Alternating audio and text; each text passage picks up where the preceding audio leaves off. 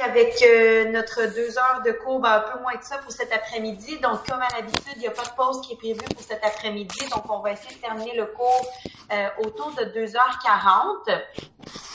Ceci étant dit, on m'a rappelé effectivement que les scénarios du paragraphe 5 ne sont pas encore disponibles. Donc, je vais réessayer tout de suite de le mettre disponible. Des fois, si je le présente à l'écran, ça débloque le processus. Donc, je vais tenter la chose. Donc, laissez-moi essayer ça ici pour ceux et celles que ça intéresse. Ah, bizarrement, ça a mis le document en double. Donc, vous voyez, c'est ça des fois, petites choses qui se passent. Donc, je vais essayer ça ici. Ah, voilà. Voilà. OK. Donc, vous voyez, c'est juste un petit 2 pages que j'ai moi-même préparé. Là, il n'y a rien de spécial là-dedans. C'est seulement que je vous propose différents scénarios et je vous indique comment est-ce qu'on remplit la clause 5 et qu'est-ce qu'il faut faire en plus. Donc, si on prend un exemple qui est un peu moins basique puis qu'on y va avec l'achat avec un nouveau prêt hypothécaire, naturellement, ça prend pour acquis qu'il y aurait un acompte de 10 000 $ et que le prix d'achat serait 1 million. Donc, vous voyez ici, un scénario possible, bien entendu, ça dépend du montant de la mise de fonds que l'acheteur est prêt à mettre, etc. Donc, moi, j'ai inventé des chiffres juste pour vous le montrer. Et je vous rappelle que dans ce scénario-là, il faudrait utiliser la clause 6.1 pour le nouvel achat. Et moi, j'estime qu'avec 290 000 de mise de fonds, ça serait intéressant d'inclure à la PAG la clause 2.1, la clause 2.1 de l'annexe F, juste pour peut-être demander une confirmation de la disponibilité de la mise de fonds. Ensuite, je vous donne un exemple d'un achat avec assumation et d'un achat avec un solde de prix de vente. Donc, je vais essayer, là, je suis capable de le montrer à l'écran. Donc, d'habitude, si je peux le montrer à l'écran, c'est que je devrais être capable de le débloquer pour téléchargement. Je vais m'essayer.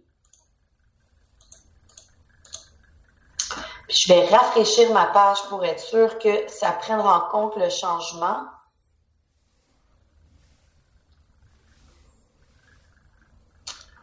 OK.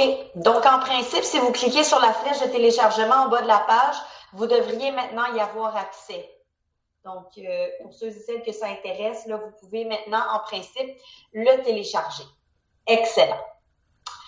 Donc, ceci étant dit, je vais retourner maintenant dans le manuel parce que, comme je l'ai annoncé avant l'heure du repas, maintenant qu'on a parlé de certains concepts en lien avec les revenus, il faut également maintenant parler des dépenses parce qu'on a vu que la rentabilité d'un immeuble prend en considération les deux, hein, c'est les plus moins les dépenses.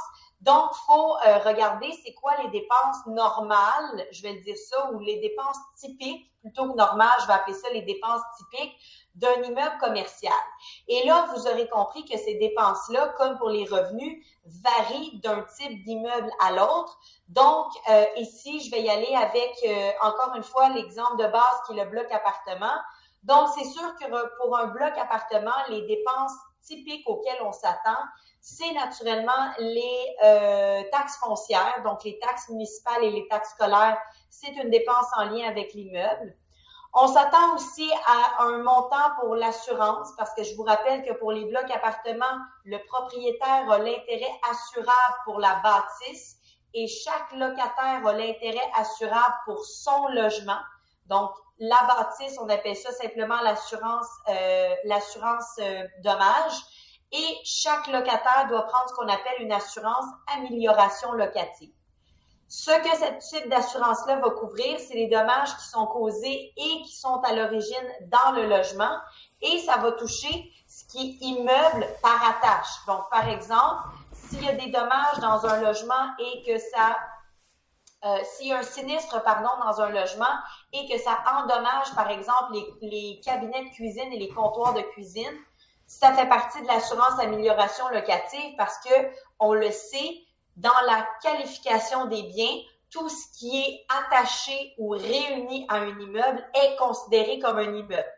Naturellement, le locataire a aussi la possibilité de faire assurer ses propres biens meubles. Donc, ça peut aussi faire partie de son assurance amélioration locative, mais à la base, l'assurance amélioration locative, c'est là pour assurer les biens immeubles qui sont à l'intérieur du logement et qui ne font pas partie de la police d'assurance sur la bâtisse.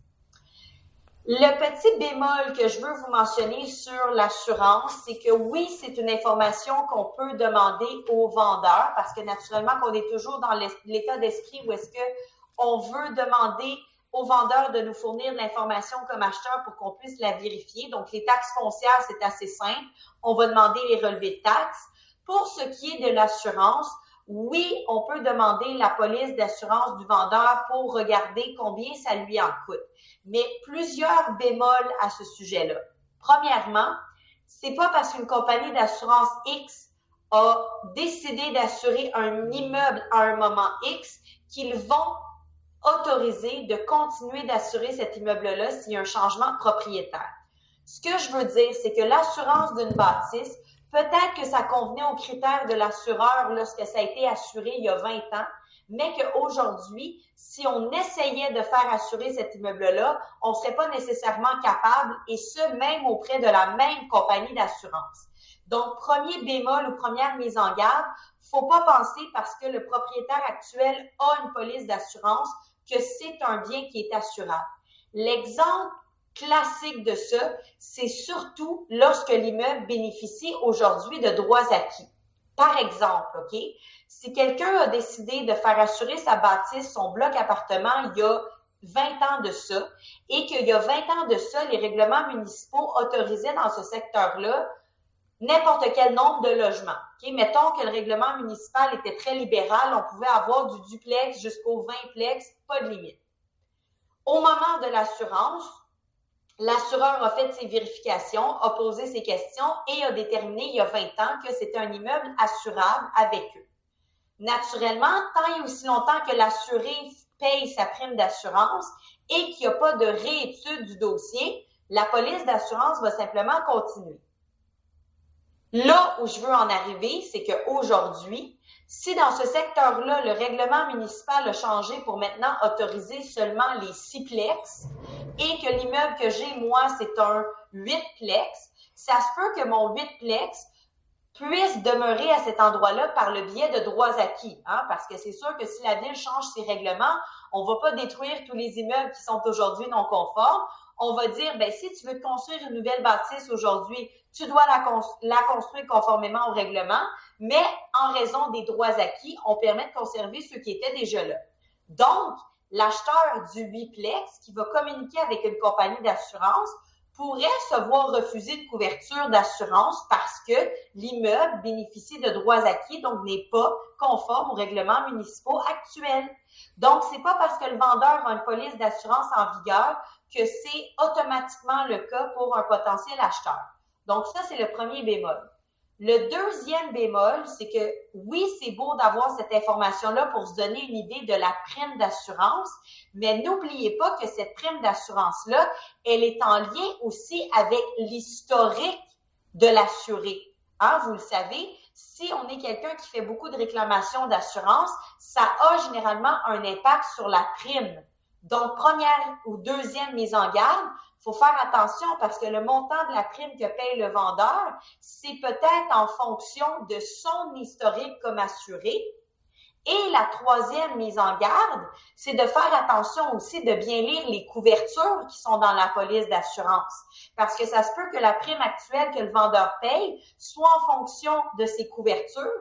Et c'est sûr que si le vendeur n'a pas adhéré à toutes les couvertures possibles, c'est peut-être aussi ce qui explique sa prime d'assurance actuelle. Donc, si le vendeur ou l'assureur n'assure pas, par exemple, pour les tremblements de terre, les refoulements d'égouts, les infiltrations d'eau, je dis n'importe quoi. Donc, si c'est pas couvert, ben c'est sûr que le montant de la prime va peut-être être plus petit. Et là, ça peut induire en erreur l'acheteur. Donc, il n'y a rien de mauvais à demander la preuve d'assurance du vendeur pour se donner une idée, mais il faut quand même garder à l'esprit et soulever ces éléments-là à l'acheteur de dire tu peux pas te fier à 100% sur la police d'assurance. Moi, ce que je dis et ce que je crois qui est une meilleure pratique que de demander la preuve d'assurance actuelle, c'est de donner le temps plutôt à l'acheteur de contacter un assureur et de se faire une soumission. Donc, moi, je pense que ça rentabilise beaucoup mieux le temps de l'acheteur et ça protège beaucoup mieux l'acheteur de dire on rend la PA conditionnelle à ce que l'acheteur fasse des démarches pour obtenir une soumission d'assurance et en fonction du résultat, l'acheteur va avoir le droit soit d'annuler la PA ou de s'en déclarer satisfait. Donc, je pense que ça, c'est de mieux protéger l'acheteur que de simplement demander la police d'assurance actuelle qui, pour toutes sortes de raisons, ne serait peut-être pas applicable pour notre acheteur ou pour notre bâtisse qui sera transféré. Est-ce que ça va pour les assurances?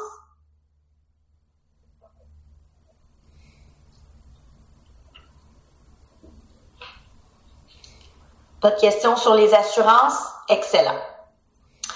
La prochaine catégorie de dépenses pour laquelle l'acheteur pourrait requérir certains documents pour les confirmer, c'est tout ce qui est en lien avec l'entretien et les réparations. Donc ça, c'est la même idée qu'on a en résidentiel. Si c'est écrit dans le listing que la toiture est neuve, bien, comme acheteur, je vais vouloir avoir la facture et probablement le certificat de garantie de cette nouvelle toiture-là. Donc, c'est la même idée avec les immeubles commerciaux, que ce soit un bloc appartement, un centre commercial ou un immeuble industriel. J'ai besoin comme acheteur de pouvoir valider l'entretien qui a été fait et les réparations qui ont été faites. Là, ici, je vais aussi vous donner un bémol, une chose sur laquelle il faut être prudent. Et là, loin de moi l'idée de penser que tout le monde est de mauvaise foi, sauf que vous le savez comme moi, il y a des choses qui se font surtout au niveau des immeubles à revenus parce que naturellement, toutes les dépenses ou enfin une grande partie des dépenses qu'on fait avec un immeuble à revenus, on est capable de le déduire sur les revenus. Donc, faites attention, OK, de vous assurer que les factures qui sont fournies, qu'on est capable de les associer avec des vraies rénovations qui auraient été faites à cet immeuble-là. OK? Donc, je vous donne un exemple farfelu. Si le vendeur vous fournit une facture de plombier parce qu'il dit avoir changé toutes les toilettes dans le bloc appartement, ça serait quand même une bonne pratique que d'aller dans les salles de bain des blocs appartements pour s'assurer effectivement que c'est des toilettes neuves. Et ça, je vous le mentionne parce que, malheureusement, il y a certains propriétaires qui vont utiliser leurs factures personnelles pour les déduire contre leurs immeubles à revenus. OK? Je pense que j'annonce rien de très surprenant à personne. Là. Je pense pas que vous ayez jamais entendu parler de ça. Donc, malheureusement, il y a des propriétaires qui, par exemple, vont changer leur propre toilette à leur domicile, vont faire la facture à leur nom. Donc, naturellement, que si la facture, il y a juste un nom dessus, ou bien que c'est une facture qui a été achetée dans une quincaillerie qui n'a pas de nom dessus, c'est sûr que ça serait tentant de prendre cette facture-là et de dire, ben c'est une dépense du bloc appartement, je vais la déduire des revenus que j'ai fait du bloc appartement. Donc, je vous donne juste cette mise en garde-là, OK? On n'a pas besoin de considérer que tout le monde est de mauvaise foi et de partir avec cette idée-là, mais je pense que c'est une bonne idée, peut-être pour les dépenses d'entretien d'envergure, d'essayer d'avoir un constat visuel de ces réparations-là, OK? Si effectivement, le vendeur vous dit qu'il a refait tout le système HVAC du bloc appartement, par exemple, il a changé toutes les aires climatisées, c'est une facture de 20 000 $, peut-être que ça serait intéressant ici d'aller voir de vos yeux vus avec votre acheteur les unités de climatisation, est-ce qu'ils ont de l'air neuf ou non, ou si jamais c'est des unités qui sont garanties, peut-être essayer de voir si on peut matcher les numéros de série, juste pour être sûr que dans le bassin de factures qui représente les dépenses et l'entretien, qu'on n'ait pas mélangé par mégarde d'autres types de factures. OK? Donc, juste essayer de valider que ce que le vendeur nous donne comme l'entretien qu'il a fait avec ses preuves, que ça correspond bien à ce qu'on voit avec l'immeuble. Le prochain type de dépense, c'est l'électricité et le chauffage, parce que c'est sûr que, bien entendu, dans la grande majorité des cas, la bâtisse va falloir chauffer ou climatiser ou illuminer les zones communes. Alors, juste pour qu'on soit tous sur la même longueur d'onde, il y a deux possibilités avec des blocs appartements ou avec des édifices commerciaux, on a soit la possibilité d'avoir un compteur pour les aires communes et chaque appartement a son propre compteur, ou bien on a un compteur seulement pour la bâtisse au complet, OK? Et généralement, en fonction du type et du nombre de compteurs, ça va généralement faire varier le montant du loyer. Donc, par exemple, si un bloc appartement a un seul compteur hydroélectrique, c'est sûr que dans le montant du loyer, le propriétaire va avoir établi à peu près combien ça coûte pour ce logement-là en hydro et va l'inclure au montant du loyer. Donc, c'est sûr que si jamais le locataire, c'est quelqu'un qui est frileux l'hiver et qui chauffe beaucoup, peut-être que l'hiver, on va arriver au-dessus de ce qui aurait été budgété, mais que l'été, on va arriver en dessous, par exemple, OK? Je dis n'importe quoi, mais vous comprenez que s'il y a un seul compteur hydroélectrique sur la bâtisse, le propriétaire n'a pas le choix que d'inclure l'électricité dans le montant du loyer et va y aller avec une estimation approximative. Si jamais chaque appartement a son propre compteur, donc si c'est une bâtisse dans laquelle j'ai un compteur pour les aires communes et chaque appartement a son propre compteur, ça veut dire que la seule dépense qu'on doit considérer, c'est la dépense du compteur pour les aires communes. Parce que pour les compteurs qui sont rattachés à chacun des appartements, chacun des locataires va avoir sa propre facture d'hydro avec Hydro-Québec. Donc, c'est pas une dépense que j'ai à considérer comme acheteur parce que c'est pas moi comme acheteur lorsque je vais devenir propriétaire qui va payer la facture. La seule facture que je vais payer, c'est le compteur pour les aires communes, OK? Parce que tout ce qui est corridor, escalier, s'il y a des ascenseurs dans la bâtisse, s'il y a des lumières à l'extérieur de la bâtisse, naturellement, le chauffage et la climatisation hiver-été, c'est sûr que ça, il y a un compteur minimalement pour ça. Mais là, c'est à voir, est-ce qu'il y en a plus qu'un ou il y en a juste un pour savoir quel type de facture j'ai besoin. J'ai-tu besoin de la seule et unique facture complète? Et là, ça va être de voir combien on a mis dans chacun des loyers pour l'hydro pour voir si ça compense. Ou bien, chaque locataire a son propre compteur, donc ça, j'en ai pas besoin. Et la seule facture que j'ai besoin, c'est le compteur des aires communes. Et là, je vous le mentionne parce que je considère que c'est important au niveau du commercial, OK? Donc là, je parle plus des blocs appartements, je vous parle vraiment d'un immeuble commercial, donc d'un tour à bureau, d'un centre commercial, d'un immeuble industriel. Lorsqu'il y a un compteur d'hydro dans ce type d'immeuble commercial et que le propriétaire est en défaut de payer sa facture, Hydro-Québec a le droit d'enregistrer une hypothèque légale sur la bâtisse. OK? Donc, lorsqu'on prend un contrat de courtage pour un immeuble commercial, on s'attend à ce que l'acheteur demande à voir la ou les dernières factures d'hydro pour se donner une idée. Et en demandant d'ores et déjà cette facture-là à votre vendeur, vous allez être en mesure de voir aussi s'il y a des retards. Parce que vous aurez compris que s'il y a des arrérages et que Hydro enregistre une hypothèque légale sur cet immeuble-là, ça veut dire qu'on a maintenant une charge sur l'immeuble qui va devoir disparaître au moment de la transaction parce que sinon, ça va devenir le problème de l'acheteur. Et comme on en a déjà discuté préalablement dans vos actions professionnelles, on a dit que lorsqu'on prend un listing, il faut s'assurer que le montant du listing est suffisant pour couvrir toutes les dépenses. Donc, si, lorsque vous recevez de votre vendeur la facture d'hydro et que vous voyez qu'il y a X nombre de dollars en arrérage, retournez voir au registre foncier, à l'index des immeubles, pour voir s'il y a une hypothèque légale ou non. Parce que s'il y a une hypothèque légale, non seulement vous allez devoir considérer le montant des arrérages dans les dettes du vendeur, mais vous allez devoir aussi considérer que c'est une radiation additionnelle que le vendeur va devoir faire avec le notaire. Donc, le notaire, s'il doit radier deux choses plutôt qu'une, c'est sûr que les frais vont être en conséquence aussi. Okay? Et ça, c'est possible uniquement pour les immeubles commerciaux. Donc, tout ce qui n'est pas commercial, c'est pas inclus là-dedans. Donc, si vous, à la maison, vous payez pas votre facture d'hydro, Hydro ne peut pas enregistrer une hypothèque légale sur votre maison.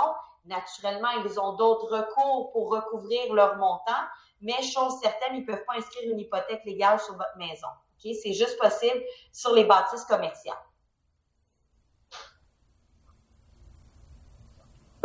Est-ce que ça va pour les règles en lien avec les dépenses d'électricité et de chauffage?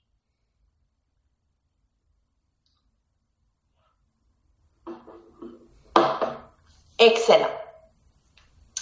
La prochaine catégorie de dépenses, vous avez un seul exemple. On vous parle de gestion et entre parenthèses conciergerie. Moi, j'ai envie de rentrer bien plus d'affaires dans cette catégorie-là que juste ce que vous avez dans votre manuel. Parce que, oui, pour un bloc appartement, j'ai peut-être juste une dépense en lien avec une compagnie de gestion et une dépense en lien avec un concierge. Mais lorsqu'on arrive dans des immeubles commerciaux, notamment des centres commerciaux, des édifices à bureaux, c'est possible qu'en plus de ça, j'ai d'autres types de services en lien avec l'immeuble qui sont considérés comme une dépense. Par exemple, s'il y a un gardien de sécurité, donc s'il y a un contrat de service avec une compagnie qui offre des services de sécurité, c'est sûr que ça aussi, c'est une dépense à considérer pour un potentiel acheteur. La même chose, si le propriétaire de l'immeuble avait un contrat pour, je sais pas moi, le lavage des vitres du gratte-ciel, bien, encore une fois, c'est une dépense qu'il faut considérer. Donc, lavage de vitres, services de sécurité, ça peut être aussi des services style de cantine. Donc, s'il n'y a pas nécessairement de zone repas dans cet immeuble-là, peut-être qu'il y a des services de style cantine aussi qui se présentent sur les lieux.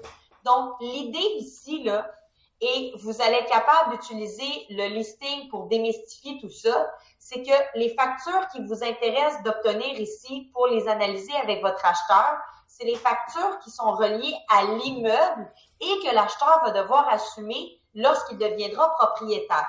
Hein? Parce que l'idée, elle demeure la même quand on a parlé de ces contrats de service-là au moment du CCG, c'est qu'on va indiquer dans le CCG à la clause 4.6 seulement les contrats de service qui sont en lien avec l'immeuble.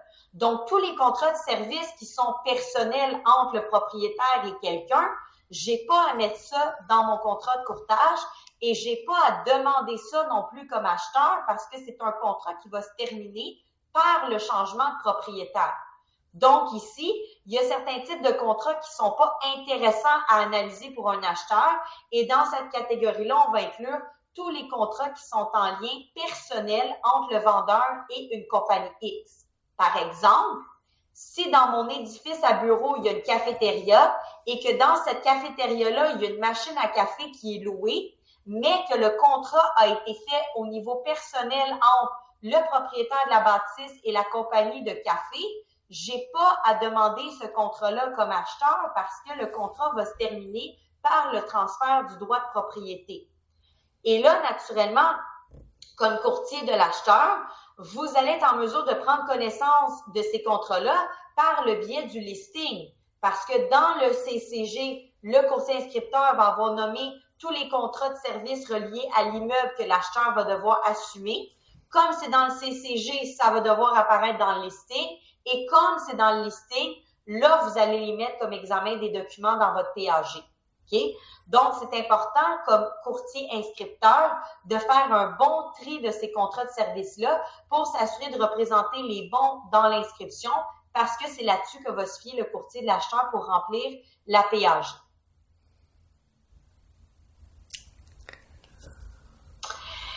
La prochaine chose ou la prochaine dépense qu'on peut voir aussi, c'est tout ce qui est en lien avec les ajustements. OK? Là, dans votre manuel, ça parle seulement des loyers payés d'avance. Oui, ça, c'est une chose à prendre en considération, mais tous les ajustements qui vont être nécessaires entre le vendeur et l'acheteur, ça aussi, c'est le type de vérification que l'acheteur va vouloir faire. Hein? Parce que s'il y a un contrat de service pour, je sais pas trop moi, un gardien de sécurité dans l'immeuble et que selon le contrat, c'est un montant qui a été payé upfront, ça veut dire que le vendeur a payé déjà, par exemple, pour la totalité de l'année, ben c'est sûr que c'est une dépense que l'acheteur va vouloir prendre en considération tout de suite parce que ça veut dire qu'il va devoir en rembourser une partie au vendeur par le biais des ajustements.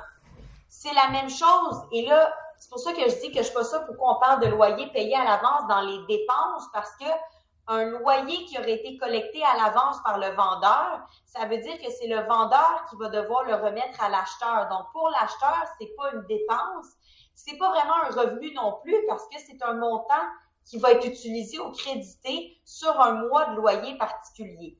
Donc, moi, je préfère dans cette catégorie-là qu'on pense à tout ce qui va être utilisé dans le mémoire des répartitions. Et là, c'est sûr qu'en lien avec un immeuble commercial, on peut avoir toutes sortes de choses qui rentrent là-dedans. Surtout, par exemple, si on prend l'immeuble industriel. Donc, si l'immeuble industriel est desservi par du gaz naturel, par exemple, ben c'est sûr qu'il va falloir faire une répartition de ce gaz naturel. Donc, ça serait intéressant pour l'acheteur d'obtenir des données en lien avec ce réservoir-là pour voir qu'est-ce qu'il en coûte de remplir un réservoir et donc combien ça va en coûter à l'acheteur lors des ajustements pour rembourser au vendeur le remplissage du réservoir. Donc, voyez-vous que là, on ne parle plus nécessairement de juste quelques centaines de dollars, ça peut être quelques milliers de dollars en fonction du type de choses qu'on va devoir inclure dans les répartitions.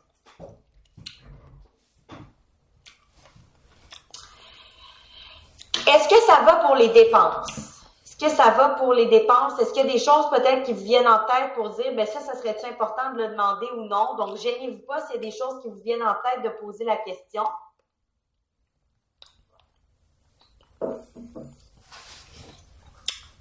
Ça va? Parfait. Avant d'aller un peu plus loin et de regarder où est-ce qu'on écrit tout ça dans le contrat de courtage, j'avais dit avant le dîner que j'allais faire ce même exercice-là pour ce qui est en zonage agricole, OK? Donc, ceux et celles qui voudraient se concentrer sur la vente et l'achat de terres agricoles, c'est sûr qu'au niveau agricole, tout dépend de qui exploite la terre agricole, OK? Parce que l'idée, c'est que les revenus d'une terre agricole viennent généralement de l'exploitation de cette terre agricole-là. Donc, c'est sûr que si le vendeur cultivait lui-même sa terre, on peut demander de l'information en lien avec cette entreprise-là, mais il faut être prudent parce que si l'acheteur n'a pas les mêmes compétences ou les mêmes connaissances que le vendeur, lorsque lui va commencer à cultiver la terre, ça se peut qu'on n'arrive pas au même résultat, OK?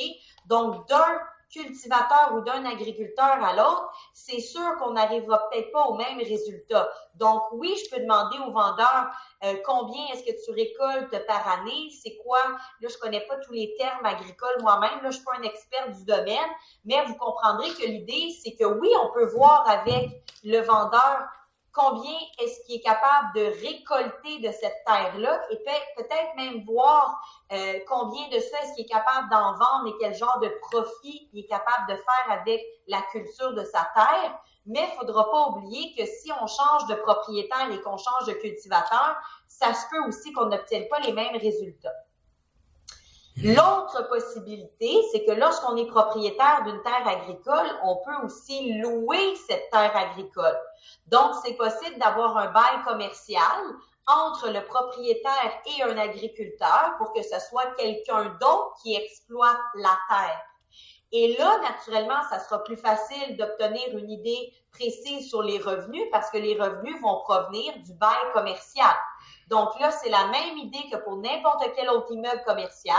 Je vais demander comme acheteur à voir le bail pour la terre agricole et je vais être en mesure de voir c'est quoi le montant du loyer et c'est quoi les termes et conditions du bail. Règle générale, lorsque je vais louer ma terre agricole, ça sera généralement à un seul locataire parce que c'est drôlement difficile que d'être plusieurs cultivateurs sur une même terre agricole. Donc, l'idée qu'on a parlé tantôt du locataire principal ou du anchor tenant, elle est également vraie. Donc, comme on a généralement un seul locataire pour une terre agricole, c'est important non seulement de regarder le bail, mais aussi de regarder qui est ce locataire-là. Est-ce que la culture qu'il en fait ou l'élevage qu'il fait sur cette terre agricole-là, ça rapporte beaucoup? Est-ce que les revenus de la business sont bonnes? Est-ce que c'est un domaine ou une industrie qui est en expansion? Donc, tout ce qu'on a discuté tantôt, c'est applicable aussi lorsque la terre agricole, elle est louée. Est-ce que ça va là-dessus? Donc, vous visualisez dans vos têtes les deux options pour les terres agricoles. Donc, soit que le propriétaire l'exploitait lui-même, auquel cas c'est assez abstrait, disons, l'information qu'on est capable d'obtenir, versus lorsque ça relève d'un bail de location. Là, c'est clair, tout ce qu'on a à savoir est écrit dans le bail. Et en plus, on peut conjuguer avec ça les autres types de vérifications sur le locataire lui-même. Maintenant, en ce qui a trait aux dépenses, les taxes foncières, c'est applicable, OK? Donc, une terre agricole, c'est un terrain, c'est un lot. C'est donc un immeuble qui est taxable. Bien entendu, s'il n'y a pas de bâtisse sur la terre agricole, ça va être moins élevé que s'il y avait une bâtisse. Donc, les mêmes règles de taxation foncière s'appliquent, taxes scolaires et taxes municipales. Donc, pour ça, c'est assez simple. On demande les relevés de taxes et on est capable d'en prendre connaissance. Au niveau de l'assurance, le même bémol que j'avais tantôt, OK? Tout dépend premièrement de la forme. Est-ce que le propriétaire l'exploite lui-même ou est-ce que c'est en location? Et en plus de ça, il y a généralement des assureurs qui se spécialisent dans le zonage agricole parce que vous aurez compris que lorsque j'assure une bâtisse, il faut qu'il y ait une bâtisse de construite sur le terrain. Et règle générale, en plus de cette bâtisse-là, l'assureur va assurer la responsabilité civile. Donc, si quelqu'un se blesse sur mon terrain et me réclame des dommages, je peux aller faire une réclamation à mon assurance. En zone agricole, là où il y a des assureurs spécialisés là-dedans, non seulement des fois, on va assurer, oui, les bâtisses s'il y a des constructions qui servent à l'agriculture. Donc, s'il y a des granges ou des hangars qui servent à l'entreposage de la machinerie, à l'entreposage des récoltes. Donc, s'il y a des silos, par exemple, sur ce terrain-là, oui, on peut avoir une partie qui est la partie assurance bâtiment. On peut aussi avoir une assurance qui va se concentrer sur la responsabilité civile. Donc, si quelqu'un se blesse sur le terrain, aussi, on peut le couvrir. Mais dans ce type d'assurance en zonage agricole, on peut aussi parfois assurer le produit de l'agriculture. Donc, si par exemple, on estime et on s'entend avec l'assureur que moi, c'est X nombre de blé que je suis capable de cultiver sur ma terre par année, ça aussi, c'est le genre de choses que je peux faire assurer. Même chose, si je fais de l'élevage animal, je peux faire assurer aussi l'élevage que j'ai, donc le nombre de têtes que j'ai dans mon élevage. Je peux aussi faire assurer des quotas, donc notamment dans les fermes laitières, il y a des quotas laitiers qui sont produits, donc on estime le nombre ou la quantité de lait qui est produit, par exemple, et on peut faire assurer ce type de choses-là.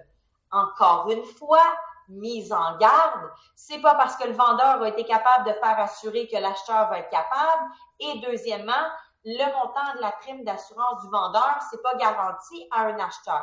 Par contre, dans le domaine du zonage agricole et de l'agriculture, il y a la possibilité, j'aime pas utiliser le mot transférer, mais mettons que c'est possible d'entrer en contact avec l'assurance du vendeur pour voir s'il y a possibilité de simplement le faire prendre en charge par le nouveau propriétaire. Parce que si on était capable, dans un point dans le temps, de par exemple, comptabiliser les quotas ou d'être capable de voir qu'est-ce que je suis capable de cultiver de la terre, c'est possible des fois pour un acheteur de simplement prendre en charge la même assurance et dire, moi, je vais continuer les mêmes activités agricoles. Et là, des fois, c'est possible de continuer la même police d'assurance. On n'a pas besoin d'en démarrer une nouvelle. Donc ici, oui, je pense que ça serait recommandé de demander la police d'assurance du vendeur pour voir exactement qu'est-ce que le vendeur a été capable de faire assurer et de donner le temps à l'acheteur de faire ses propres démarches, non seulement avec cet assureur existant, mais aussi peut-être de comparer et de se faire des soumissions par d'autres types d'assureurs. Est-ce que ça va pour l'assurance? Est-ce qu'il y a des questions, des commentaires, des remarques à ce sujet-là?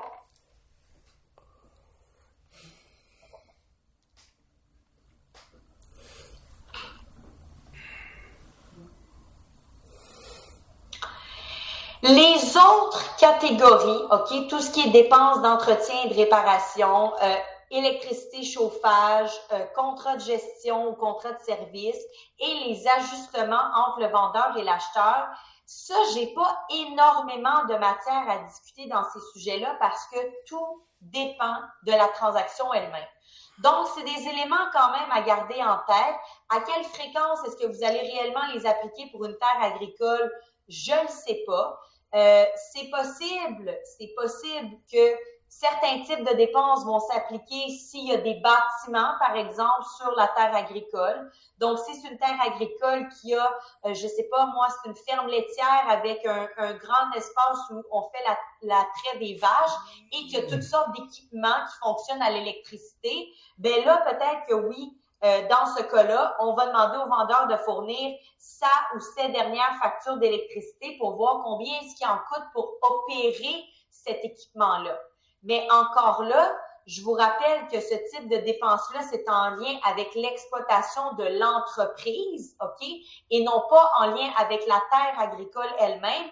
Donc, il faut quand même porter un jugement là-dessus pour dire, ben, si on change de personne qui fait l'exploitation de l'entreprise, c'est possible qu'on n'arrive pas au même résultat, OK? Donc, il faut quand même être juste réfléchi à ce sujet-là pour pas prendre l'information comme si c'était inchangeable. Ça se peut que ça change.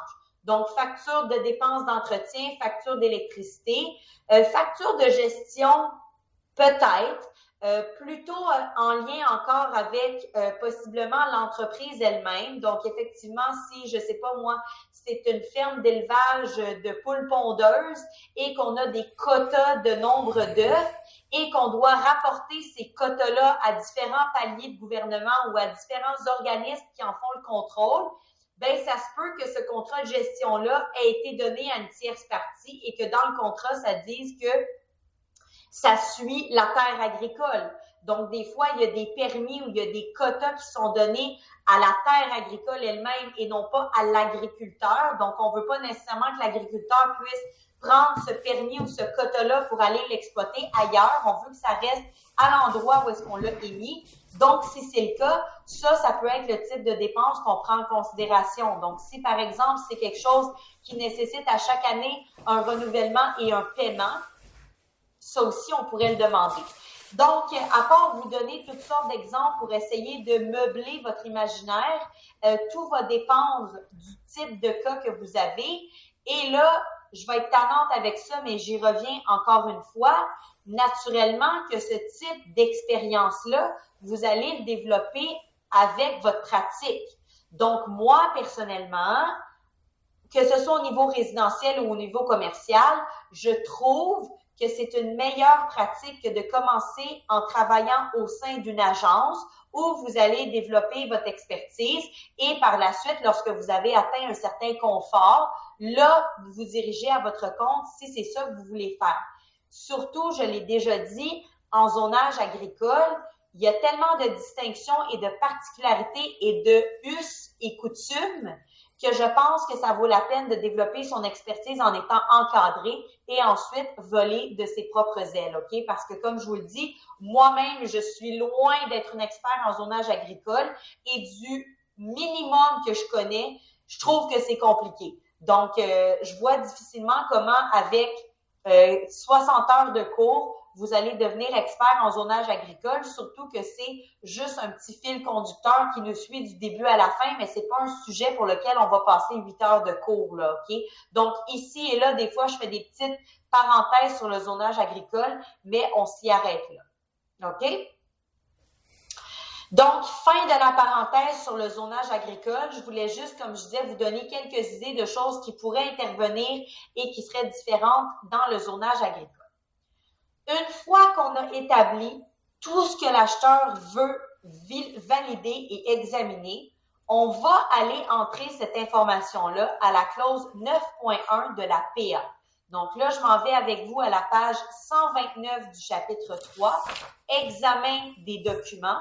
Donc, dans la PAG, il existe exactement la même clause que la clause 9.1 dans une PA régulière, à la distinction, donc là, ouvrez grand les oreilles, dans la PAG, comme on pense que c'est un immeuble commercial qui va faire l'objet de la transaction, dans la clause par défaut, on mentionne déjà les baux, les avis de renouvellement et les dépenses afférentes à l'immeuble.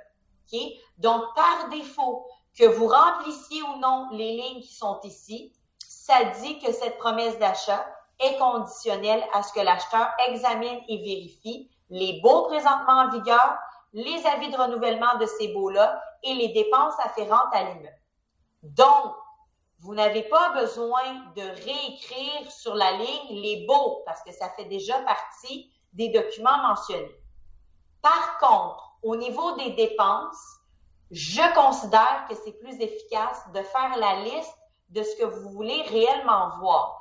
Parce que le fait qu'on a mentionné les dépenses en général, ça laisse au vendeur la discrétion de choisir qu'est-ce que lui considère comme étant une dépense reliée à l'immeuble et qu'est-ce qu'il choisit de transmettre à l'acheteur.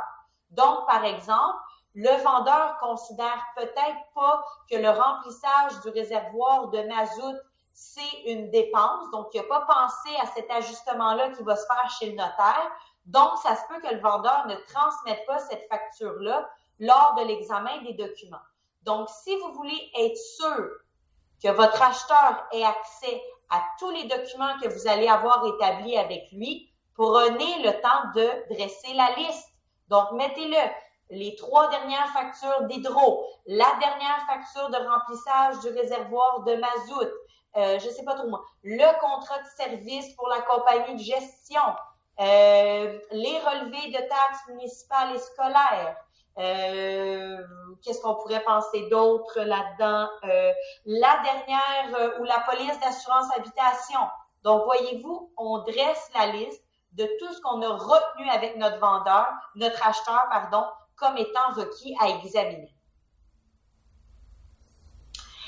Et là, l'autre particularité de cette clause-là, parce que vous vous rappelez que la PAG, je peux m'en servir pour une bâtisse commerciale régulière, pour du condo ou pour de l'indivision. Donc ici, la clause, elle va aller prendre aussi le petit paragraphe en lien avec la copropriété divise.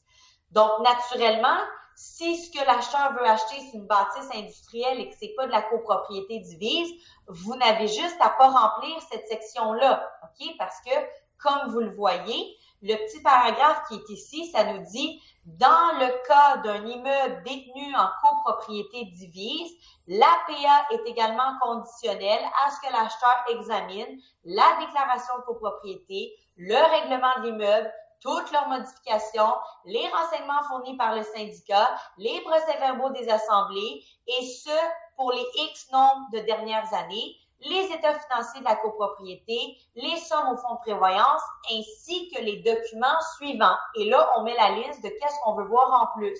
Les dernières factures de réparation, la facture de remplacement du toit, le montant dans le fonds d'auto-assurance, les augmentations qui ont été faites dans les dernières années des frais de condo. Donc, on peut mettre ce qu'on veut là-dedans. Ce qui veut dire que si ce que vous achetez si ce que votre acheteur veut acheter n'est pas de la copropriété, vous mettez tout simplement sans objet. Okay? La clause, elle est là par défaut, mais il n'y a rien qui vous empêche de mettre sans objet. Par la suite, on n'oublie pas que dans n'importe quelle clause où on crée une obligation, on doit y insérer un délai. Donc, le délai, il est juste ici. On dit à cet effet, donc à l'effet de ce qu'on a remis aux 2 paragraphes, le vendeur devra remettre à l'acheteur copie de ces documents-là dans les X nombre de jours suivant l'acceptation de la PA. Et à défaut de fournir une copie authentique de la déclaration de copropriété, une copie conforme certifiée par le registre foncier sera suffisante. Naturellement, si ce que vous voulez acheter, c'est pas du condo, vous ignorez cette phrase-là, tout simplement.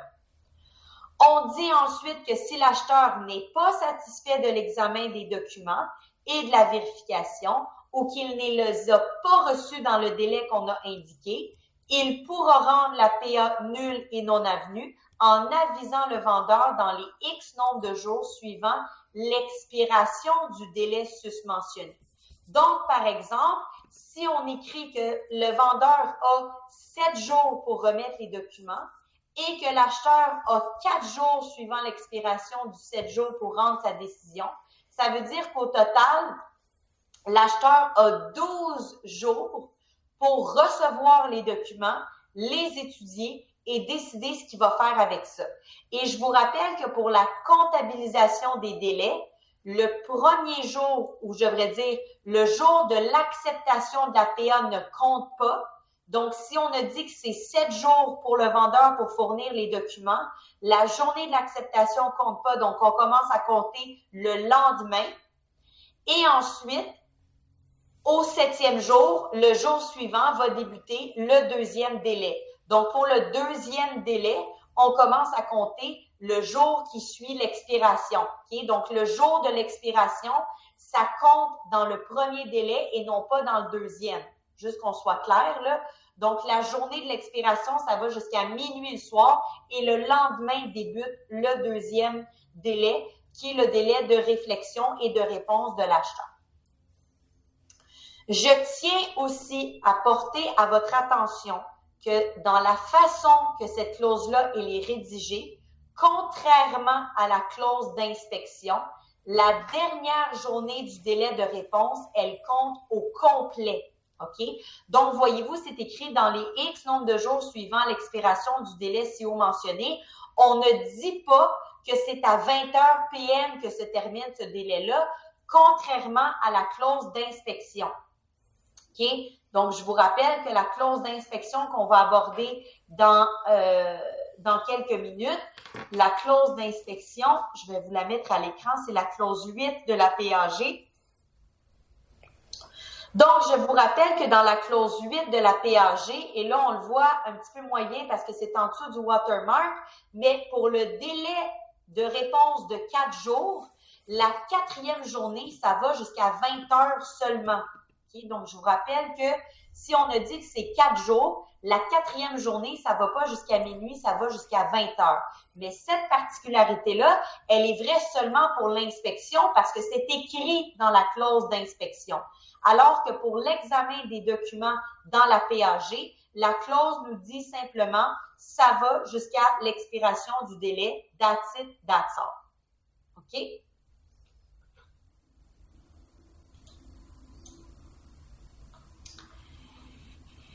Est-ce que ça va pour ça? Est-ce qu'il y a des questions sur la clause 9.1 de ce que j'ai expliqué jusqu'à présent?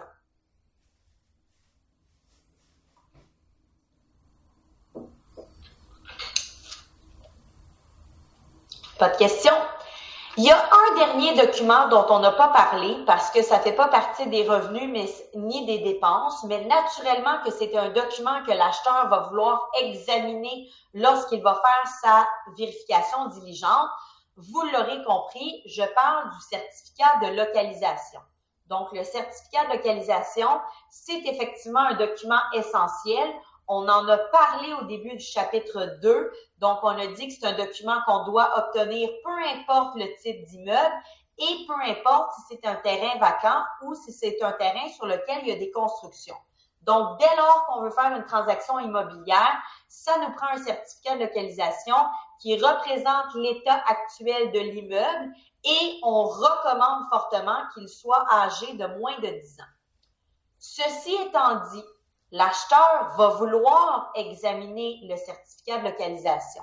Donc, la question que j'ai pour vous ici, est-ce que vous allez écrire le certificat de localisation à la clause 9.1 de la PAG? Donc, si l'acheteur veut le voir et l'examiner, devez-vous le mettre à la clause 9.1? Exactement. On ne met jamais le certificat de localisation à la clause 9.1. Savez-vous pourquoi? Donc, vous savez qu'il ne faut pas le mettre là, mais savez-vous pourquoi on ne doit pas le mettre là? Il y a une raison bien spécifique pour laquelle on écrit jamais le certificat de localisation à la clause 9.1.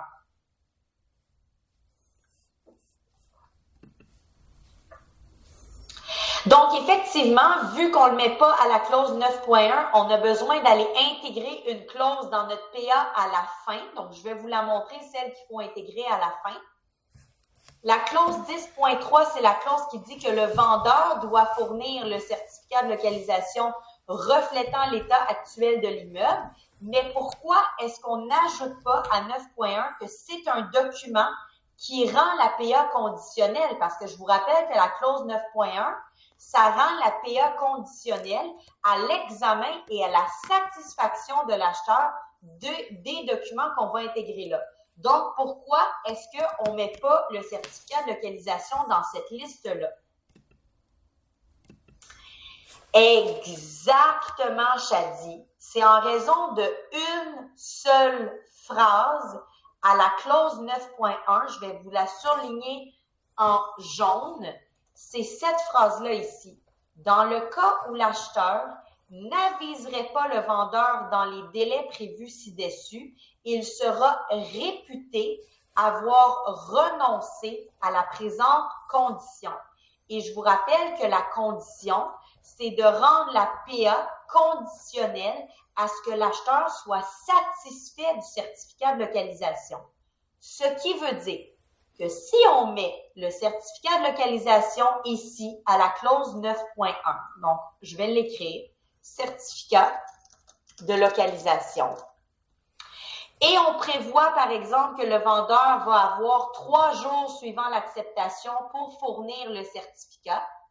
Et on prévoit également que l'acheteur va avoir un délai de 4 jours suivant l'expiration du 3 jours pour dire au vendeur s'il est satisfait ou non du certificat de localisation. Donc, mettons que c'est ça, on le remplit comme ça.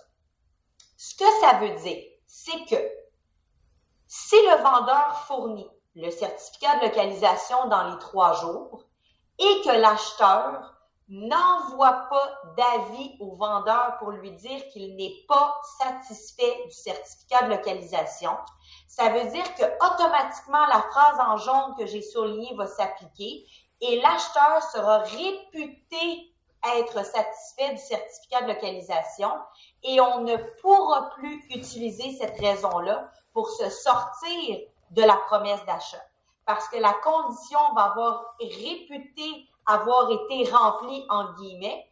Donc, une fois qu'on envoie les documents chez le notaire, si le notaire trouve une problématique dans le certificat de localisation et que l'acheteur dit « Ah ben moi, vu qu'il y a ce problème-là, je ne veux plus acheter », il ne pourra pas se retirer parce qu'il va avoir été réputé ou présumé satisfait du certificat de localisation en raison de l'effet de la clause 9.1.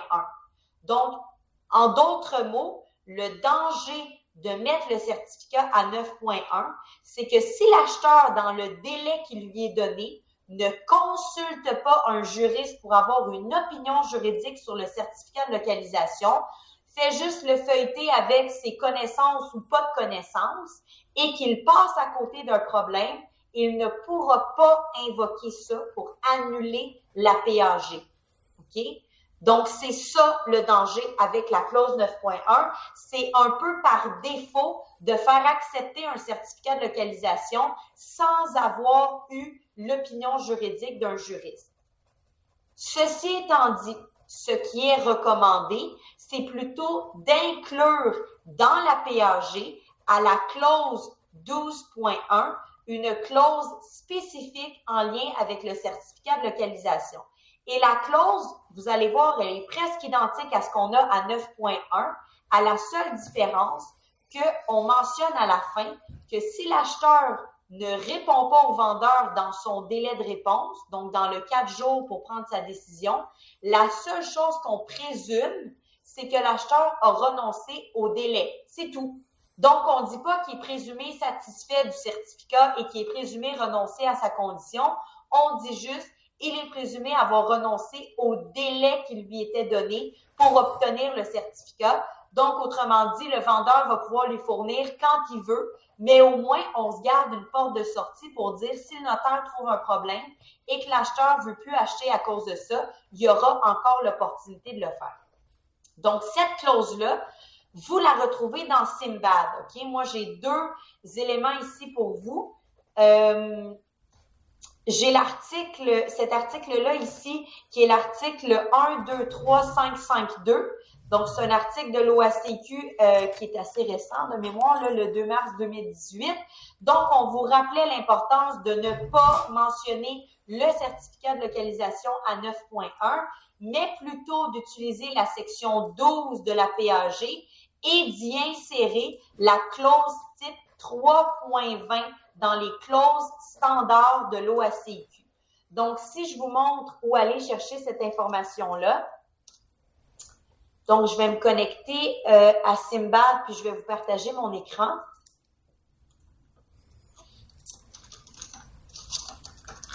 Donc, si vous ne la connaissiez pas déjà, ça fait un outil de plus dans votre boîte à outils. Donc, lorsque vous allez être connecté dans Simbad, je vais vous partager mon écran. Vous allez vous rendre dans la section Info pratique. Donc, je suis connectée à Simbad. Je me place sur la section Info pratique. Je clique sur Répertoire d'articles. Dans la clé de recherche, je vais mettre clause 9.1. Et le deuxième résultat de recherche, c'est l'article que je viens tout juste de vous montrer. Donc, obtention du certificat de localisation, quelle clause utiliser. Et si vous allez dans cet article-là, vous avez en hyperlien le lien direct pour aller chercher la clause type 3.20. Donc, si j'appuie là-dessus, ça m'amène directement à la clause type 3.20 et c'est ça que vous allez plutôt mettre dans votre PAG à la clause 12.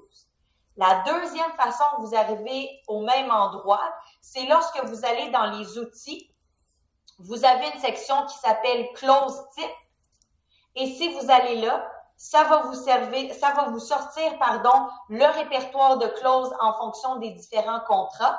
Donc là, vous allez aller à la section 3 sur la promesse d'achat. Et là, vous pouvez sélectionner la clause 3.20, obtention du certificat de localisation dans les délais requis et vous pouvez arriver au même endroit.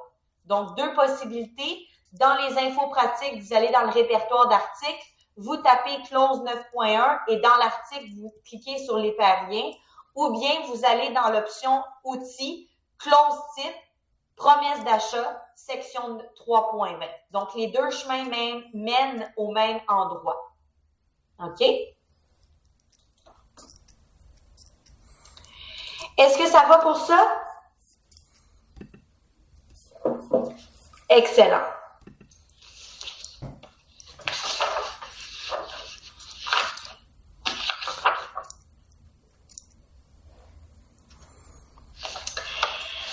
La 10.8 à la PAG. 10.8 PAG, je vais aller la voir. 10.8, oups, ça c'est pas la PAG. 10.8. Est-ce qu'elle est ma PAG? Ah, ici. 10.8. Qu'est-ce que nous dit 10.8? Vice venant la dénonciation à l'acheteur ou au vendeur avant la signature de l'acte de vente d'un quelconque vice ou d'une quelconque irrégularité affectant les déclarations et les obligations du vendeur contenues à la PA, ce dernier disposera d'un délai de 21 jours à compter de la réception d'avis écrit à cet effet pour aviser l'acheteur par écrit qu'il a remédié à ses frais au vice ou à l'irrégularité soulevée ou qu'il n'y remédiera pas. L'acheteur pourra, dans les 5 jours suivant la réception d'un avis du vendeur à l'effet qu'il n'a pas remédié au vice ou à suivant l'expiration d'un puissance de teneur par écrit qu'il achète avec le vice ou qu'il rend cette PA nulle et non avenue, auquel cas les honoraires, dépenses, frais raisonnables engagés par l'acheteur et le vendeur seront à la charge du vendeur, blablabla. Oui, mais attention, exactement, attention. Oui, s'il y a une irrégularité dans le certificat de localisation, l'acheteur est protégé par le biais de cette clause-là, dans la mesure où il ne s'est pas déclaré satisfait du certificat de localisation.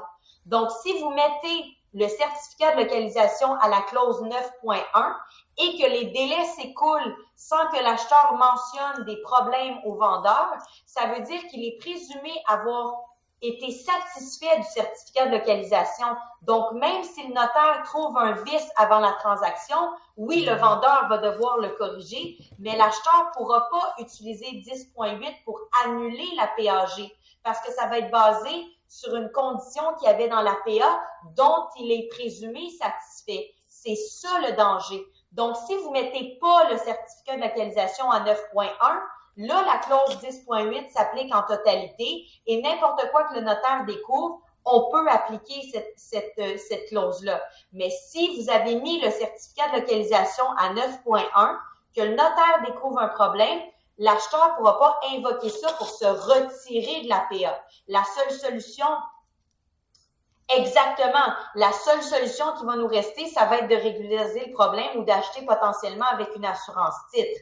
Donc, c'est la raison, exactement, Annick, c'est la raison pour laquelle il ne faut jamais mettre le certificat de localisation à 9.1 parce que vous allez anéantir, autrement dit, l'application de 10.8 qui permet d'annuler la PA si le vendeur ne veut pas régulariser le vice soulevé dans le CL par le notaire. Donc, effectivement, là, ça rejoint là, ce que j'explique ici. Et par contre, effectivement, si vous voulez vous assurer d'une certaine protection en lien avec l'obtention du certificat de localisation, donc sans se déclarer satisfait ou insatisfait sur le contenu, là, vous pouvez utiliser la clause type 3.20 pour dire plutôt, ben c'est ça le délai du vendeur pour fournir à l'acheteur. Puis si l'acheteur dit rien après l'expiration du délai, ça veut simplement dire qu'il a renoncé au délai d'obtention du certificat de localisation et donc le vendeur pourra le fournir quand il veut, mais assurément va devoir le fournir pour la transaction notariée, ça c'est sûr. Mais il n'y aura plus le délai de 3, 4, 5, 7 jours que vous avez mis pour obtenir le document par l'acheteur. C'est la seule distinction qu'on fait avec 3.20 et qui permet de ne pas mentionner le CL à 9.1. Excellent, excellent. Donc, ce que j'allais dire, c'est qu'il nous reste une seule chose à parler en lien avec la PAG avant d'aller voir les documents qu'on peut attacher à la PAG. C'est le cas de l'assurance, OK? Parce que, pas de l'assurance, de l'inspection. Parce que, naturellement, que le reste du contenu de la PAG, vous pouvez en prendre connaissance de façon autonome parce que ça rejoint presque de façon identique ce qu'on connaît dans la PA résidentielle. Donc, notamment, si on regarde, je vous donne un exemple, je sais pas trop moi, tiens, l'exemple de la clause numéro 2, c'est qui le courtier inscripteur? C'est la même affaire que vous avez dans la PA résidentielle. Il n'y a rien ici que vous n'êtes pas capable d'analyser par vous-même. D'autant plus qu'il y a beaucoup d'éléments dans la PAG qui sont identiques aussi au CCG. Et comme on a pris le temps d'analyser le CCG, ça serait un peu trop du réchauffé que de revoir tous les éléments ensemble. Et là, je pense particulièrement à la section sur les déclarations et les obligations du vendeur. Si vous mettez en parallèle le CCG et la PAG, vous allez voir que c'est du pareil au même. Donc, par exemple, vous vous rappellerez que pour le vendeur commercial, il y a le choix de faire une DV au long ou de faire une mini-DV. Donc, c'est exactement la même affaire qu'on retrouve dans les deux documents. Et ce travail d'analyse-là, on l'a déjà fait ensemble. Donc, c'est la raison pour laquelle la dernière clause sur laquelle je vais m'arrêter dans la PAG, c'est le sujet de l'inspection. OK? Donc, on va aller regarder cette clause-là ensemble. Regardons ici, je vais la mettre un peu plus gros à l'écran.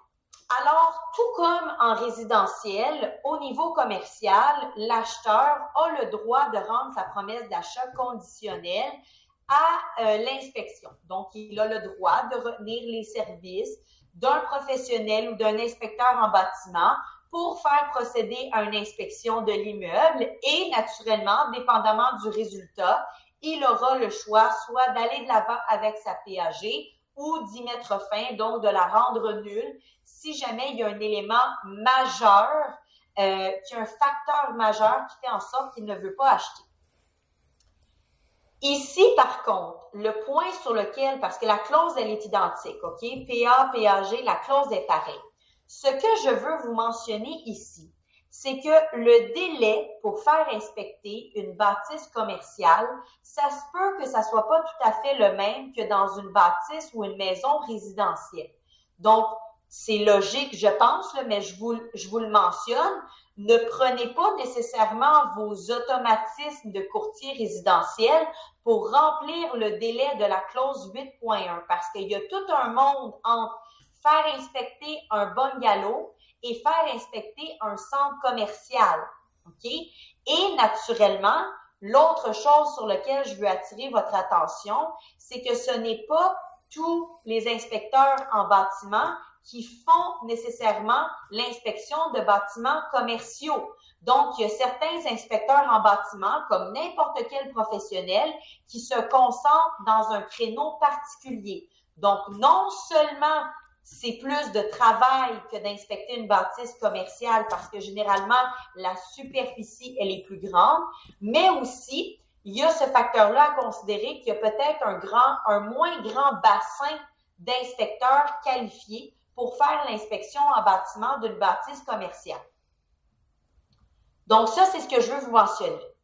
Également, OK, on le verra ultérieurement au chapitre 5, lorsqu'on va parler de la location résidentielle et commerciale plus en détail. Et à ce moment-là, vous allez voir que pour entrer dans le logement de quelqu'un, donc, si ce qu'on veut faire inspecter, c'est un bloc appartement de 6 logements et que pour fournir un rapport complet, l'inspecteur a besoin d'aller dans chacun des appartements, par exemple, bien, c'est sûr qu'il y a aussi des délais reliés à ça parce qu'on le verra dans un cours ultérieur. Lorsqu'on veut entrer dans un logement loué, il faut aviser le locataire, premièrement. Donc, il y a des délais d'avis qu'il faut donner au locataire.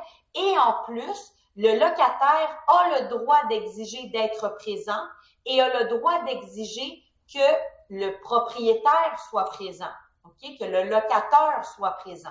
Donc, comme ça se peut qu'on ait besoin d'avoir bien du monde sur place pour rentrer dans ce logement-là, multiplier ça par le nombre de logements, c'est sûr que ça peut prendre du temps.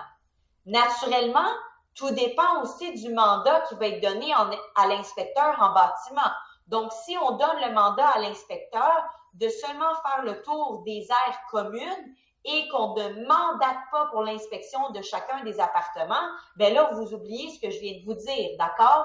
Donc, ça dépend du mandat qui va avoir été donné à cet inspecteur en bâtiment. Donc, lorsque vous remplissez la PAG avec votre client acheteur, vous devez baliser qu'est-ce que le client acheteur va vouloir obtenir, premièrement. Regardez avec lui s'il a déjà fait des démarches pour obtenir une date approximative ou au moins le nom d'inspecteur en bâtiment qui se spécialise dans le type d'immeuble qu'il compte acheter et utiliser cette information-là pour remplir correctement la clause 8.1. OK? Donc ici, encore une fois, il n'y a pas de formule magique pour ça. Tout va dépendre du type d'immeuble, du type de mandat qui est donné à l'inspecteur et est-ce qu'il y a un inspecteur qui se spécialise là-dedans, qui est dans la région où on veut faire l'inspection. Tous ces critères-là, vous brassez ça ensemble et vous arrivez avec un délai que vous allez mettre ici. Je vous rappelle également, OK, que si vous décidez de recommander des inspecteurs en bâtiment, vous devez vous assurer d'en recommander au moins 2, idéalement 3. Donc, c'est une liste que vous devez fournir à votre acheteur et vous devez vous assurer que ces inspecteurs en bâtiment remplissent les exigences de l'OACIQ, c'est-à-dire que ça doit être un inspecteur en bâtiment qui détient une assurance professionnelle, qui utilise une convention de service reconnue, qu'il effectue ses inspections conformément aux règles de l'art et finalement qu'il remet un rapport écrit à celui qui a requis ses services. Et là, pour vous faciliter la vie, si vous désirez vous construire une liste et la fournir à vos acheteurs, un inspecteur en bâtiment qui est membre de l'une des associations que vous avez à l'écran ici, c'est un inspecteur qui remplit les 4 exigences qu'on a vues sur la première page. Donc, ce que je vous présente actuellement à l'écran, je vais vous le débloquer pour téléchargement, c'est le guide d'inspection de l'OACIQ. Vous l'avez sûrement déjà vu, vous le connaissez sûrement déjà. Donc, je vous rappelle que tout ce qui est là-dedans, c'est applicable aussi en commercial. Donc, l'idée, c'est que si vous voulez fournir une liste d'inspecteurs en bâtiment à votre client acheteur, ces inspecteurs-là doivent être membres de l'une des organisations, ce qui va vous témoigner qu'elles remplissent les 4 critères exigés par l'OACIQ et vous devez minimalement en donner 2, idéalement 3. Ceci étant dit, en commercial, considérant l'ampleur des bâtisses et l'ampleur du travail, ça se peut que la personne qui ait la meilleure qualification pour procéder à cette inspection-là ne soit pas nécessairement un inspecteur en bâtiment. Donc, si je veux acheter un centre commercial, règle générale, ce qui va m'intéresser surtout comme acheteur, c'est la structure de l'immeuble parce que l'intérieur, d'habitude, ça change sans trop de problématiques. Donc, ce qui va m'intéresser, c'est l'architecture, la structure de cet immeuble-là. Donc, ça se peut que le professionnel que je doive retenir les services, ça ne soit pas nécessairement un inspecteur en bâtiment, mais peut-être plus un architecte ou peut-être plus quelqu'un qui se spécialise en infrastructure, donc un technologue en bâtiment, par exemple, ou bien ça pourrait être quelqu'un qui est un ingénieur, donc qui va être capable avec les plans de me donner de l'information. L'idée ici, faites attention de valider par contre ou de soulever cet élément-là à votre acheteur. Il faut s'assurer par contre que ces gens-là possèdent une assurance professionnelle aussi pour les actes en lien avec l'inspection de bâtiment. Donc, si je mandate un architecte pour faire mon inspection en bâtiment plus, je dois m'assurer que cet architecte-là a une assurance professionnelle non seulement pour son opinion en lien avec l'architecture, mais aussi pour son opinion en lien avec le côté inspection en bâtiment.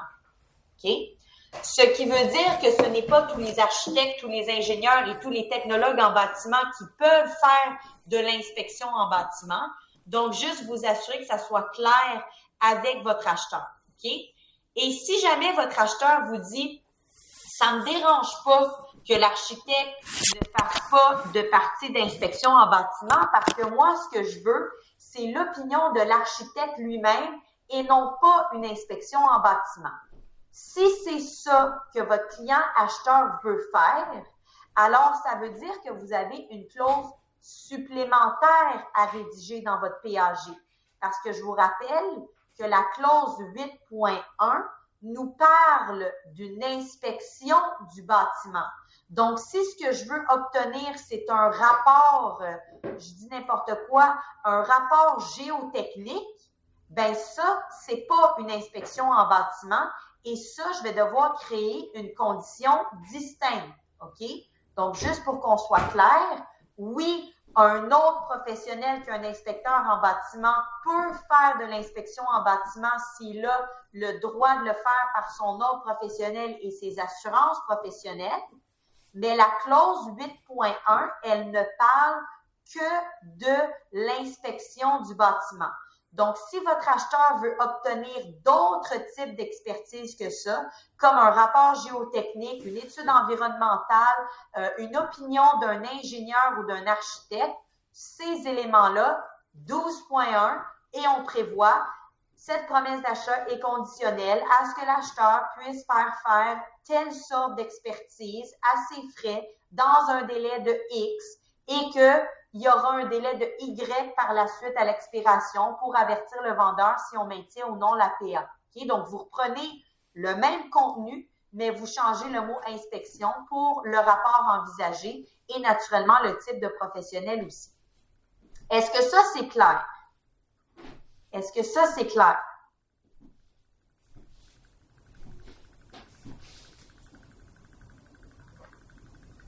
Est-ce que ça va pour ça? Excellent. Je vous rappelle finalement, en lien avec cette clause-là, que suivant le résultat de l'inspection, donc si on revient dans le cadre balisé d'une inspection en bâtiment, Dépendamment du résultat de cette inspection-là dans le rapport écrit, l'acheteur aura le droit d'annuler ou non la PA. Donc, selon la clause 8.1, les deux choix qui sont donnés à l'acheteur, c'est soit de faire parvenir au vendeur le rapport d'inspection qui va annuler la PA, ou bien c'est de laisser le temps s'écouler pour que la condition soit remplie si on est satisfait du rapport d'inspection. Naturellement, si on a un acheteur qui est ferré, qui comprend bien le rapport d'inspection, on pourrait, avec un avis de suivi des conditions, faire renoncer l'acheteur à ce délai-là en avance. Donc, on n'a pas nécessairement besoin d'attendre l'écoulement du temps. On pourrait dire à l'acheteur, ben, tu as pris connaissance de ton rapport, il reste en principe 8 jours à courir dans tes délais, mais si tu es satisfait, on peut remplir tout de suite à l'effet que tu es satisfait et on va pouvoir passer à la prochaine étape. Donc, je vous rappelle qu'avec la clause 8.1, il y a deux choix uniquement qui sont donnés à l'acheteur. Soit qu'on transmet le rapport au vendeur et automatiquement, ça annule la PA, ou bien donc, on laisse le délai s'écouler ou on y renonce d'avance si on est satisfait avec le rapport. Ce qui veut dire que la PA ne prévoit pas qu'est-ce qui se passe si l'acheteur n'est pas tout à fait satisfait du rapport d'inspection, ne veut pas nécessairement annuler la PA dans la mesure où on est capable de s'entendre sur une diminution de prix. Donc, la clause 8.1 ne prévoit rien à cet effet-là. Donc, ce sont des règles de l'art qui se sont développées pour être en mesure de combler ce scénario-là. Et la meilleure pratique dans ce type de scénario-là, premièrement, c'est d'aviser le courtier du vendeur que l'acheteur désire renégocier les termes et conditions de la PA parce qu'il y a un ou des éléments dans le rapport d'inspection qui ne font pas son affaire. Donc, avant de transmettre le rapport d'inspection, il faut donner cette notice-là parce que sinon, avec 8.1, techniquement, le transfert du rapport au vendeur annule la PA. Donc, comme ce n'est pas l'objectif recherché, avant de transmettre le rapport, on va aviser le courtier inscripteur, l'acheteur a reçu le rapport, il y a des choses qui ne font pas son affaire, il veut renégocier les termes et conditions, notamment le prix de la PAG. Si le courtier inscripteur vous dit dès lors aucune négociation de prix possible, peu importe ce qui est dans le rapport, le vendeur ne bouge pas sur son prix, ben ça vaut même pas la peine d'aller plus loin. Faites parvenir le rapport au vendeur, ça va annuler la PA et l'histoire est finie. OK? Donc, si déjà avec un début de conversation, il n'y a pas moyen d'ouvrir la porte à une négociation, on oublie ça parce que je vous rappelle que si le délai s'écoule au complet, l'acheteur est réputé être satisfait de la condition. Donc, si on n'est pas prudent avec les délais, qu'on ouvre la porte et qu'on se dit, ben non, il va changer d'idée dans quelques jours et que ce quelques jours-là fait en sorte qu'on passe par-dessus notre délai d'expiration, ça veut dire que l'acheteur est présumé satisfait du rapport et là, il ne peut plus se retirer de la PA. Donc, tout ce que je vous mentionne maintenant doit être fait à l'intérieur du délai qu'on aura prévu à la clause 8.1. Donc, déjà en partant, s'il n'y a aucune ouverture pour renégocier, on envoie le rapport, on annule la patente. Si lors de cet appel-là, vous voyez qu'il y a ouverture à renégocier, naturellement que le vendeur va vouloir voir c'est quoi le problème qui est mentionné dans le rapport d'inspection. Donc là, vous pouvez faire suivre le rapport d'inspection au courtier du vendeur en mentionnant très clairement que cet envoi-là n'a pas comme objectif d'annuler la PA, mais a comme objectif de renégocier les ententes de la PA. Et là, ben le reste, c'est votre travail de négociation. Donc, vous devez voir c'est quoi le terrain d'entente basé sur ces éléments-là en vous assurant que vous allez arriver à une entente avant l'expiration du délai.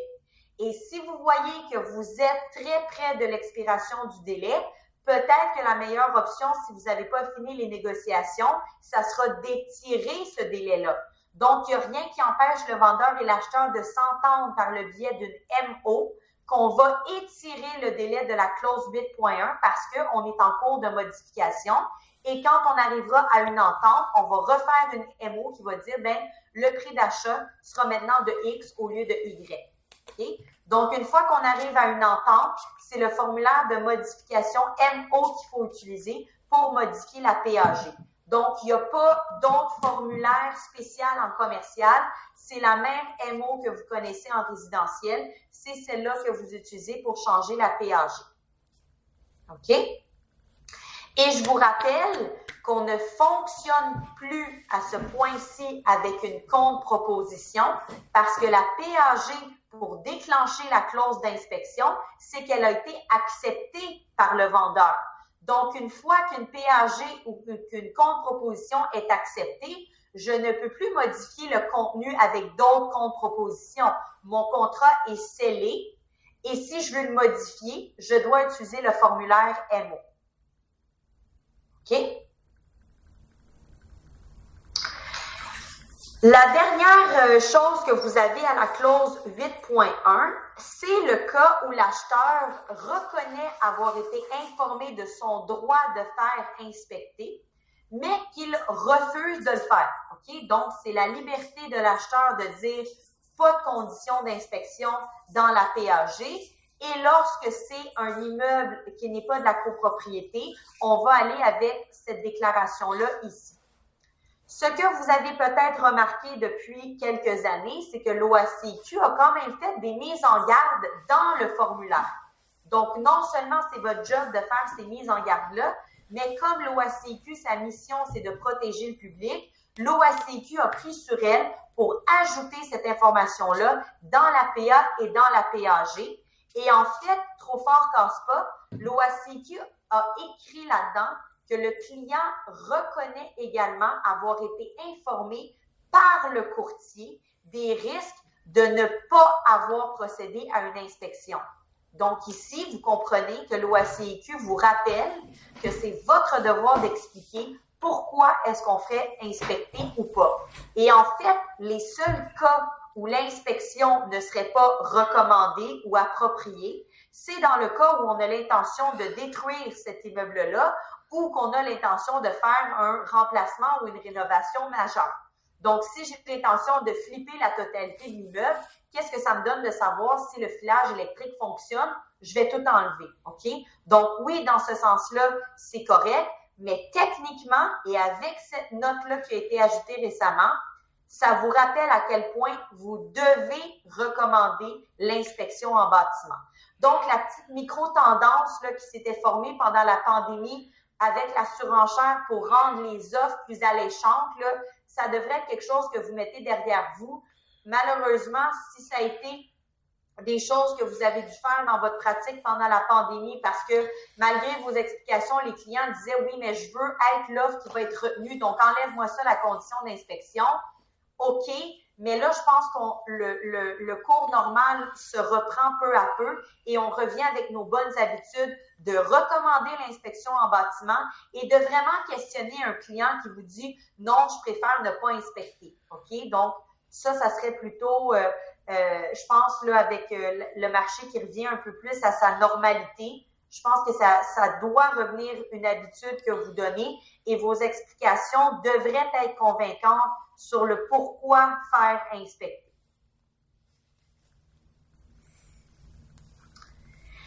Est-ce que ça va pour la clause d'inspection? Est-ce que vous avez des questions là-dessus que vous aimeriez poser?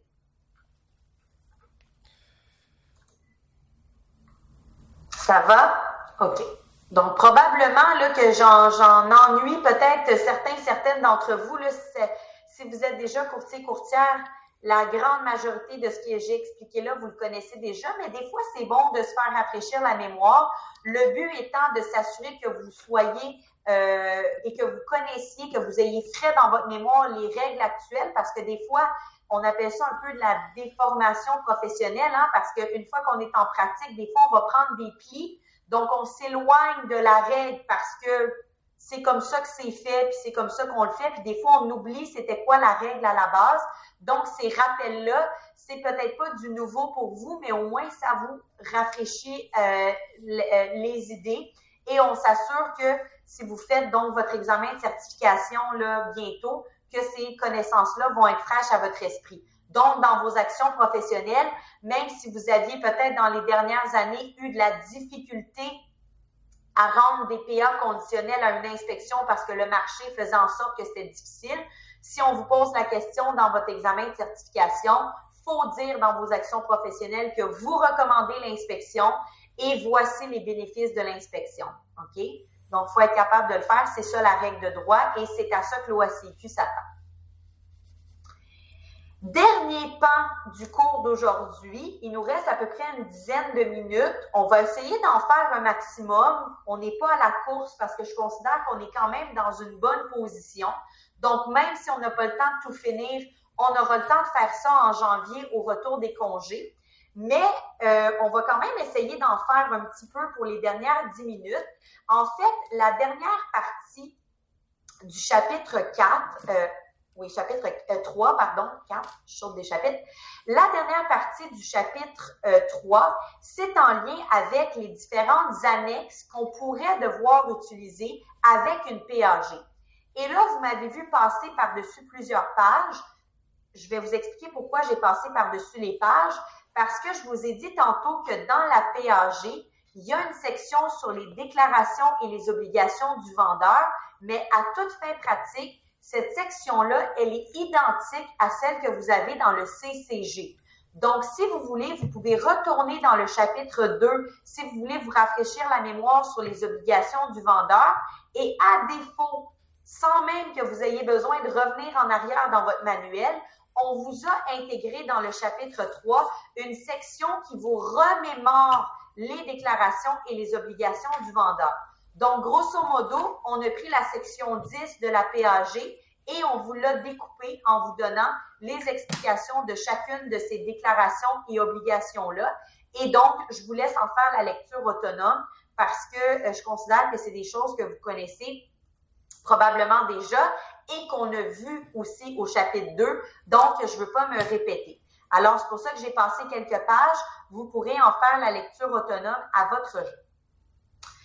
Ce qui veut dire qu'on arrive donc à la dernière section qui est en lien avec les annexes qu'on pourrait utiliser avec une PAG. La première annexe qu'on pourrait utiliser, c'est ce qu'on appelle le formulaire de vérification d'identité. Est-ce qu'il y a quelqu'un qui est en mesure de me donner un exemple d'une situation où on utiliserait le formulaire VI avec une PA? Donc, qu'est-ce qui justifierait? C'est quoi le scénario dans lequel, lorsque vous remplissez une PA avec un acheteur, en même temps, vous faites une VI?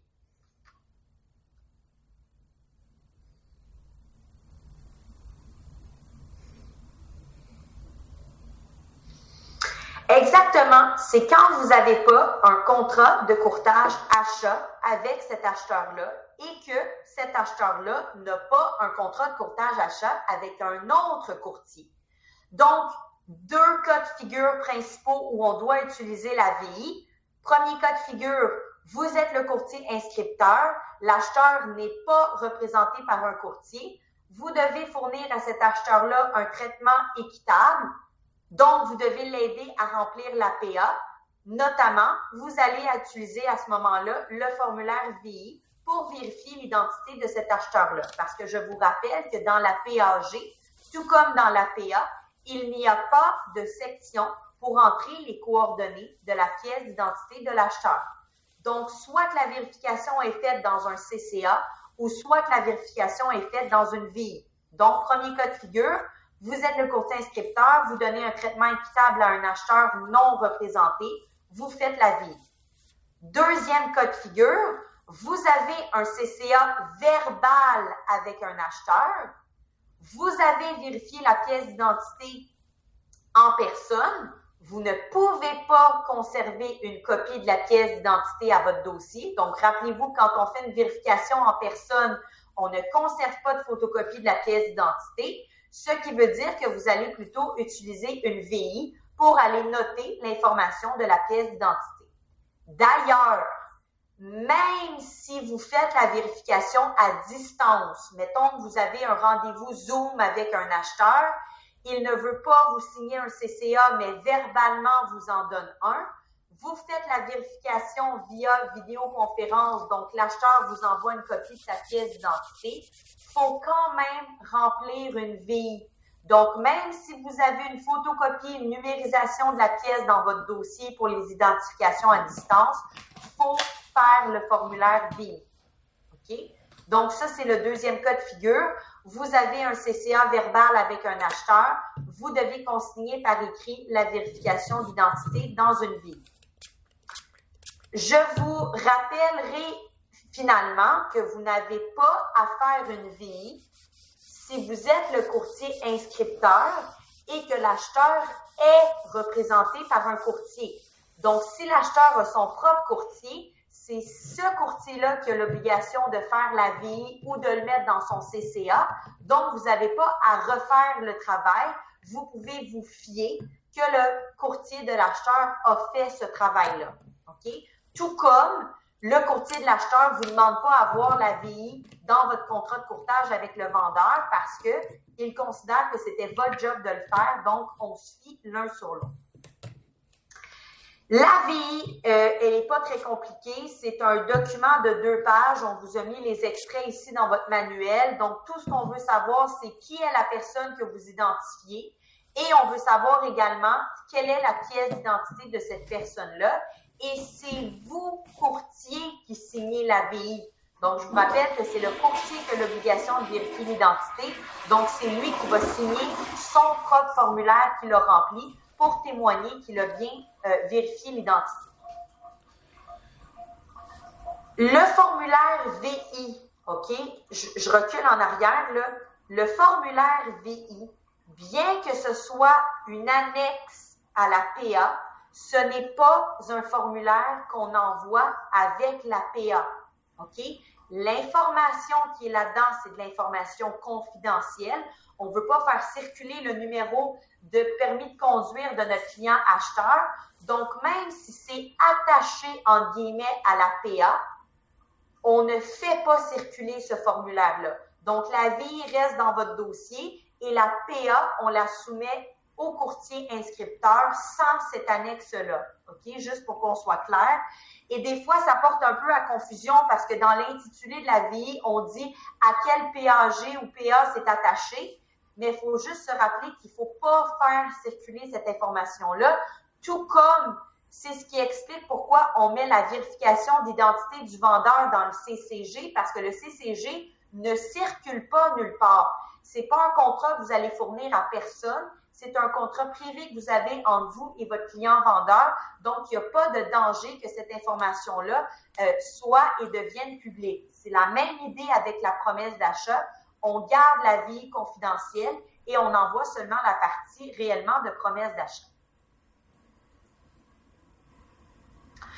Deuxième annexe que vous pourriez être porté à utiliser avec une PAG, on l'a vu brièvement tantôt, c'est l'annexe L. Donc, l'annexe L, pour les immeubles locatifs, elle a plusieurs utilités. Vous vous souviendrez, il y a quelques cours, quand on a parlé de l'ensemble immobilier, on a vu que lorsqu'on veut vendre un immeuble qui fait partie d'un ensemble immobilier, on a besoin de l'autorisation du TAL, le tribunal administratif du logement, et on a dit qu'une façon de rendre la PAG conditionnelle à cette autorisation-là, c'est d'utiliser la clause L2.1.